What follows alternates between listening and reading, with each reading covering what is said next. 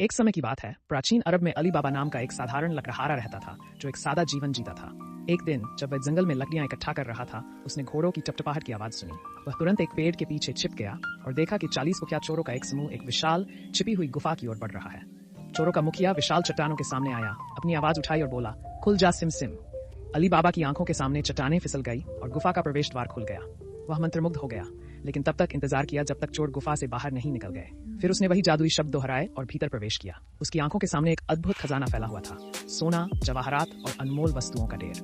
अपनी सरलता में अली बाबा ने सिर्फ उतना ही सोना उठाया जितना वह उठा सकता था और तुरंत घर की ओर चल पड़ा। घर पहुंचकर उसने यह सब अपनी पत्नी को दिखाया। दोनों इस अप्रत्याशित धन से बेहद खुश हुए। अली बाबा ने अपनी पत्नी से वादा किया कि वे गुफा का रहस्य हमेशा के लिए छुपाएंगे, परंतु उसका जिज्ञासु और लोभी भाई कासिम को जल्द ही संदेह हो गया।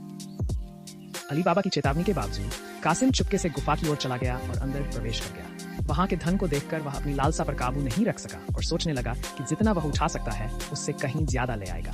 उस उत्तेजना में वह जादुई शब्द भूल गया। चोरों के लौटने पर कासिम पकड़ में आ गया और उसे कड़ाई से दंडित किया। अपने भाई की स्थिति से घबरा और चिंतित होकर अली बाबा ने चोरों के चले जाने के बाद वापस गुफा की ओर जाने का जोखिम उठाया। उसने कासिम के बिखरे हुए अंश देखे और बिना चोरों का ध्यान आकर्षित किए उसे बचाने की एक कठिन योजना बनाई। चतुराई से काम लेते हुए और मोर्गियाना नाम की एक बुद्धिमान दासी की मदद से अली बाबा अंततः अपने परिवार को खतरे से बाहर निकालने में सफल हुआ। उसने चोरों को हमेशा के लिए हरा दिया। अली बाबा और 40 डाकुओं की ये कहानी हमें सिखाती है कि नम्रता, साहस, बुद्धिमत्ता और वफादारी की शक्ति कितनी महत्वपूर्ण है, चाहे परिस्थितियां कितनी भी अंधेरी क्यों न हो। ये याद दिलाती है कि लालच और असावधानी अक्सर विनाशकारी परिणाम ला सकती है, जबकि नम्रता और ज्ञान हमेशा सम्मान और सफलता के साथ प्रतिफलित होते हैं।